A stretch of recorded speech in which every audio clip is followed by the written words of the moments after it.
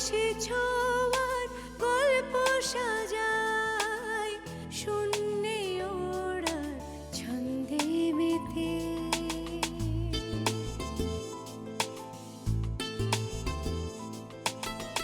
আকাশে যে অসীমের ঠিকানায় সে যেন শুধু দৃশ্য সাজায়। যত গল্প ধাঁধায় হাত বাড়ালে বুঝি কেউ নেই। আকাশ ছোঁয়ার গল্প সাজায় শূন্যে ওড়া ছন্দে মেতে।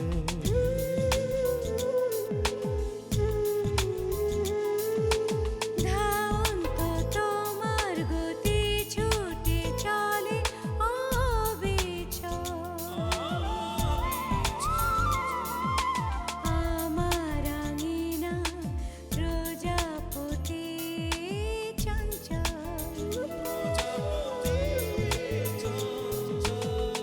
উড়ে উড়ে যায় কত অলি গলি অবিরত। যত কল্প ধাঁধায় মন বাড়ালে বুঝি কেউ নেই। আকাশে ছোঁয়ার গল্প সাজায় শূন্যে ওড়ার ছন্দে মেতে।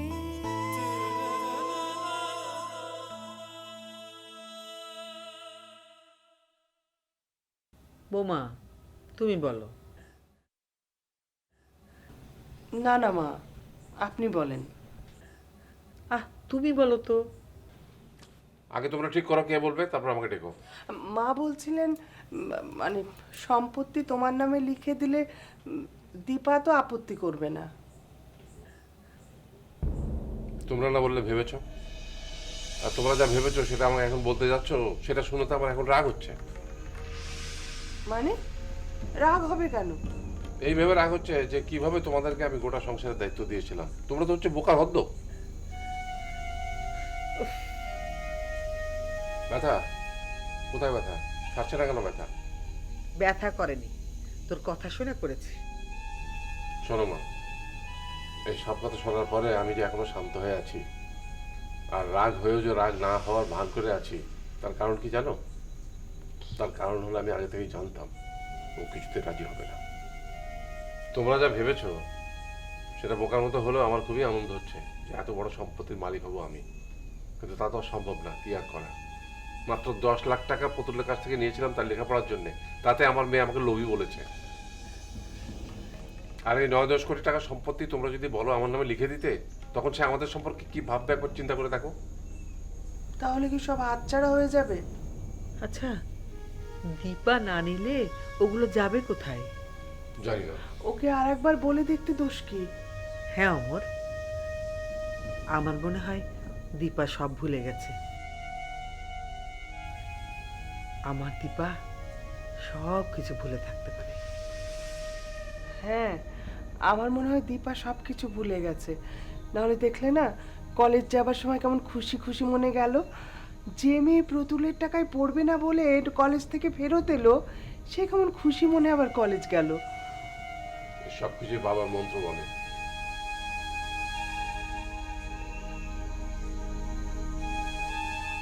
তোরা কি করবি না করবি সব নিজের ঘরে গিয়ে কর। যা, আমার ঘর থেকে যা। বাবার কথা উঠলেই তুমি খেপে যাও আর আমাদের চলে যেতে বলো। কেন মা? বুঝি মা, আমি সবই বুঝি। তুমি তো বললে সময়ের সাথে মানুষ মনের ব্যথা ভুলে যায়, কিন্তু আসলে কি মনের ব্যথা মানুষ ভুলে যায়? যায় না। তার সবচেয়ে বড় প্রমাণ হচ্ছে তুমি। তুমিও ভুলতে পারোনি, দীপাও ভুলতে পারেনি। এই যে দীপাকে দেখছো এত খুশি খুশি মনে কলেজে চলে গেল, এসব তো হচ্ছে শুধু বাবার মন্ত্র বলে। বাবার মন্ত্রটা তোমার ওই মলমের মতো কাজ করছে দীপার উপরে। কিছুক্ষণ ব্যথা ভুলে থাকবে, তারপর আবার ব্যথা শুরু হবে, তখন আবার মলম লাগাতে হবে, কিন্তু ব্যথাটা ভিতরে ভিতরে চলতেই থাকবে। আর আমাদেরও চলতে থাকবে এই অবস্থা। শুধু শুধু দীপার জেদের কারণে এতগুলো টাকা হাতছাড়া হয়ে যাবে।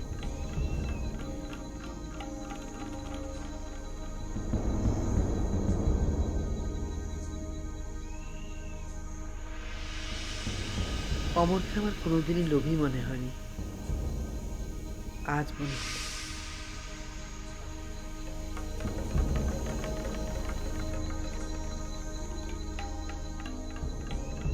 কোথাকার কোন লোক এসে আমাকে ডাকলো বৌমা, তাতেই তোমরা বিশ্বাস করে ফেললে যে আমি বিবাহিত। কি আমি কি ভুল বলেছি? বিয়ে না করলে কি কেউ কাউকে বোমা বলে ডাকে? না, ডাকে না। তোমরা যা শুনেছো তার সবই সত্য, কিন্তু কি কারণে যে আমি এই বিষয়টা গোপন করেছি তা না শুনে না বুঝে পুরো ক্যাম্পাসে বিষয়টা না ছড়ালেই হতো না? এসব করে কি মজা পাও তোমরা? দেখ, তুই ভুল করছিস। কথা প্রসঙ্গে আমরা হয়তো দুই একজনকে বলেছি, কিন্তু রটাইনি। দু তিনজনের মধ্যে যদি গল্প করো তাহলে পুরো ক্যাম্পাস, পুরো হোস্টেলের লোকজন জানলো কেমন করে? সেটা তো আর আমরা জানি না। কাকে কাকে বলেছো শুনি? কাকে আর বলবো, এই আমরাই আলোচনা করছি। আর আর আমি রূপাদিকে বলেছি। রূপাদিকে? সত্যি বলছি দীপা, আমরা তোর বিষয় নিয়ে আর কাউকে কিচ্ছু বলিনি, তুই বিশ্বাস কর। এই, তুই কার কাছ থেকে শুনেছিস বল? আমরা ক্যাম্পাসে শুনেছি। বিশ্বাস হলো? থাক থাক, রূপাদিকে যখন বলেছো তখন আর অন্য কাউকে বলার কোনো প্রয়োজন নেই। হ্যাঁ, এটা সত্য যে খুব ছোটবেলায় আমার একটা বিয়ে হয়েছিল। এটা ছিল একটা দুর্ঘটনা মাত্র। বিয়ের বয়স ছিল মাত্র 3 দিন। তখন আমি খুব ছোট। বিয়ের পরেই আমার স্বামী মারা যায়। আমি বিধবা হই। আমার ইচ্ছার বিরুদ্ধে আমার বাবা মা আমার এই বিয়েটা দেয়। কিন্তু এই বিষয়গুলোকে ভুলে যখন আমি বারবার সামনে এগিয়ে যাবার চেষ্টা করেছি, তখন অতীতের বিভীষিকাগুলো আমার সামনে এসে দাঁড়ায়। আমি এগুলোকে ভুলে থাকার চেষ্টাও করেছি, খানিকটা পেরেছিলামও। কিন্তু তোমরা কোনো কিছু না জেনে না বুঝে পুরো বিষয়টাকে এমনভাবে রটালে যে আজকে মেয়েদের প্রতি আমার সম্মান শ্রদ্ধা সব নষ্ট হয়ে যাচ্ছে। কি করে পারলে তোমরা এমন করতে? ছি।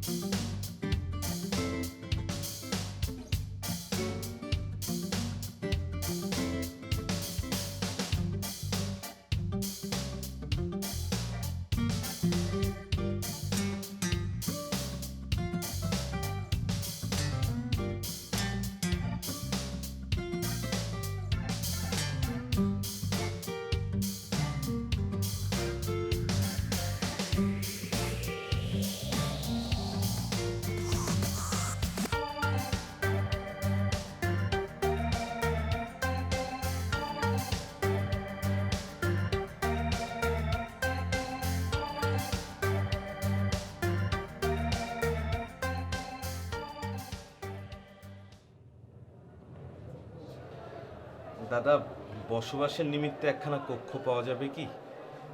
রুম তো নাই ভাই।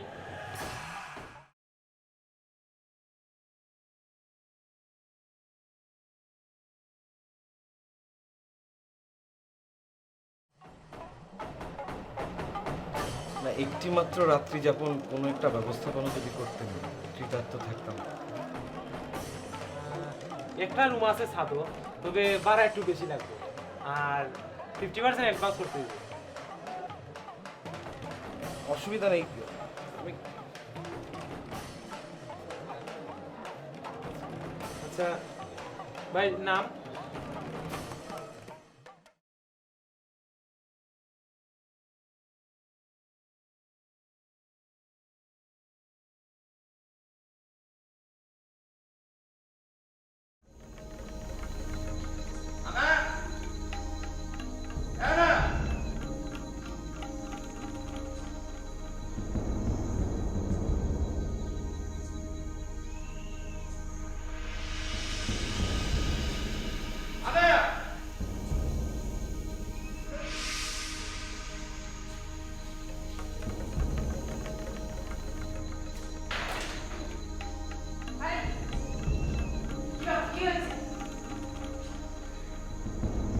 তুমি তাহলে সত্যিই বলেছিলে?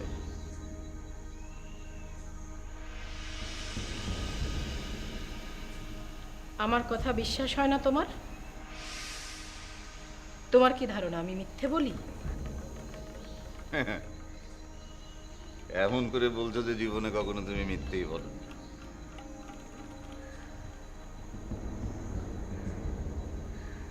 লোভে পড়ে যে মানুষ হরদম মিথ্যে বলে, সেই মানুষই কেন জানি অভাবে পড়লে একদম চুপ হয়ে যায়। সত্যি বলো আর মিথ্যে বলো,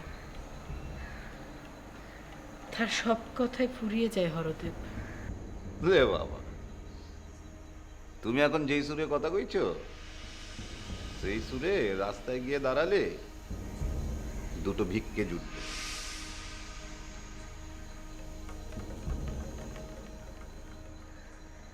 এই আনার পক্ষে যে এখন আর সেটাও সম্ভব না। কেন নয় আনা? তুমি তো একটা হাতে, তোমার কথা না হয় বাদই দিলাম। এই বিপুল সম্পত্তির মালিক ছিল যেই লোকটা, প্রতুল, যে আমাকে সারা জীবন তার দাসী করে রেখেছিল, সেও তো রোজ রাতে আমার কাছ থেকে আমাকে ভিক্ষে করেই পেত।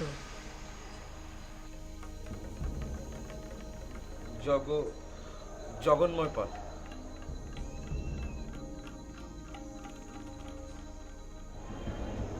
গ্রাম? হরিরামপুর।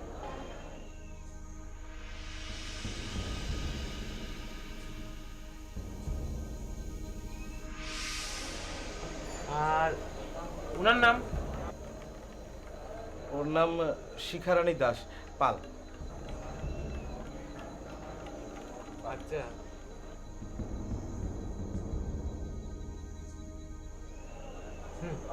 ভাই কোনো একটা স্বাক্ষর করে।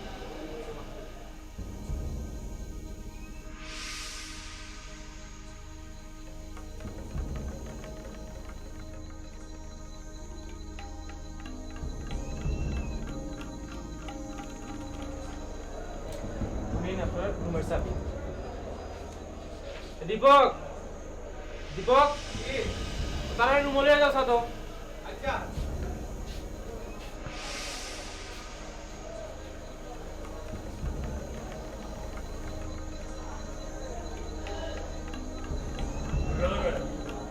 সাদর রুম পাঠাই দিছি। সেই আমি, সেই আনা অন্যের কাছে কি করে ভিক্ষে চাইবে বলো তো? এতই যখন তোর ক্ষমতা, তোর যখন এতই ক্ষমতা, তাহলে তোর এই গলায় হীরের হারের বদলে খিদের হেঁচকি উঠছে কেন?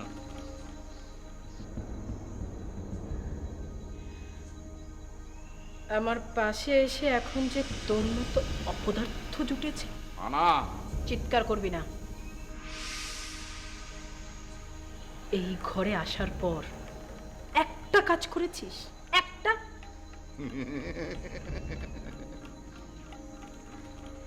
এই ঘরে আসাটাই তো একটা বড় কাজ।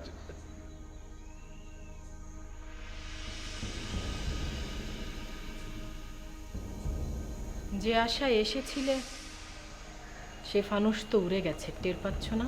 হ্যাঁ, যে আশায় এই বাড়িতে এসেছিলে সেই ফানুসটা উড়ে গেছে, সেটা তুমি টের পাচ্ছ না? ফানুস হয়ে উড়ে গেলে তো অন্তত আলোর দেখাটা পেত।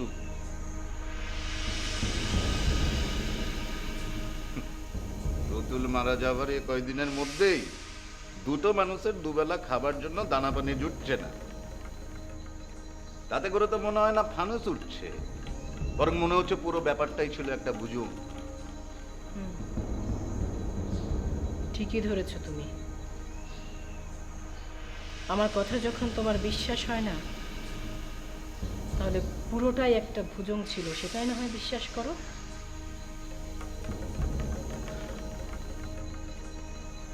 তাহলে তুমি বলছো পেটে ক্ষুধো নিয়ে আজকের দিনটা পার করে দিতে হবে? তুমি আমার পেটের ক্ষুধাটা মেটাতে পারবে না?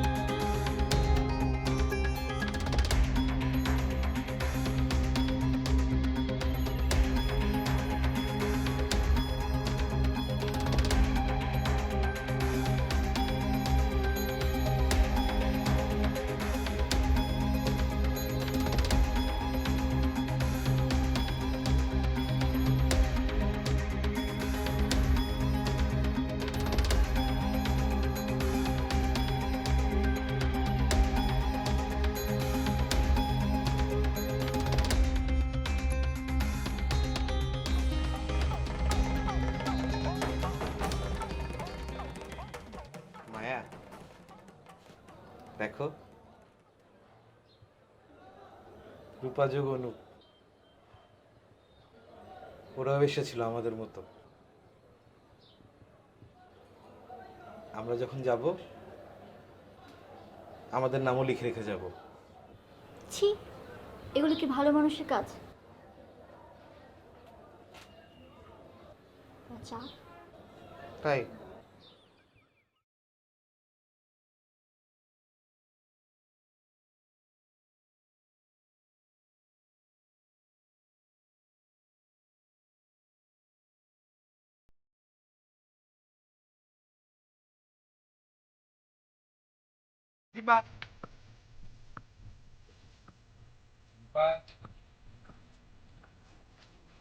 উপরে পেছনে এদিকে নিশীথ, অনেক ফাজলাম হচ্ছে কিন্তু।